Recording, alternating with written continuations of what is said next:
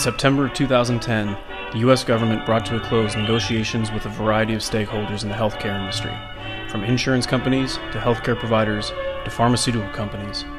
Their overall goals were to control the rapidly growing cost of healthcare, improve quality, and to help provide coverage for millions of uninsured Americans. The final reform had two main parts: the creation of an individual mandate and expanded access to Medicaid.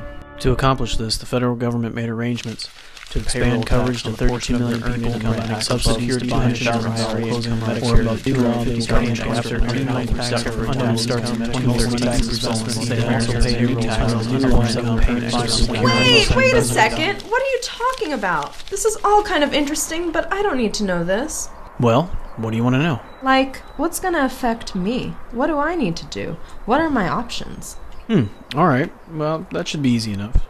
I'll tell you what you need to know. Let's go for a walk. So for young adults like yourself, there are 3 points you should know about the new healthcare reform: the individual mandate, the extension of dependent benefits, and a new government-regulated insurance market known as an exchange.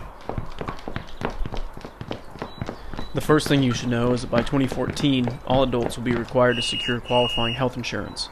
The entire system of reform depends on the participation of all citizens buying in. Of course, you can choose to go without coverage, but you'll be fined a tax penalty for doing so.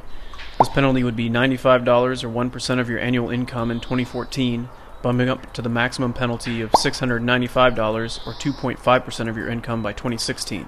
You're probably better off just getting covered. Yeah, I'd say.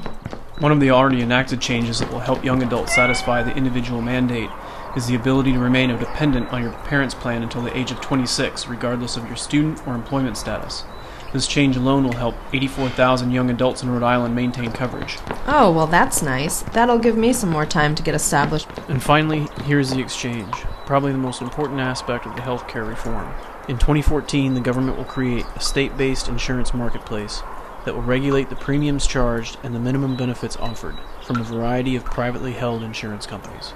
These exchanges will provide a competitive marketplace with standardized levels of coverage so that individuals shopping for insurance can compare policies like comparing apples to apples. Policies in the exchange will be offered in 4 levels of coverage: Bronze, which will cover 60% of a plan's benefits; Silver, which will cover 70%; Gold, which will cover 80%; and Platinum, the most expensive and comprehensive, will cover 90%. If you're under 30, you'll be eligible for another option of a low-cost, high-deductible plan that may be good for healthy adults like yourself without much need for maintenance or long-term care. So for those of you who do not get your insurance through your parents or your employer, you'll have access to standardized benefits at a competitive price.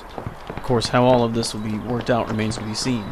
The details of the exchange's design is currently underway at the State House, and the national bill is under attack from Republicans in the nation's capital. Only time will tell.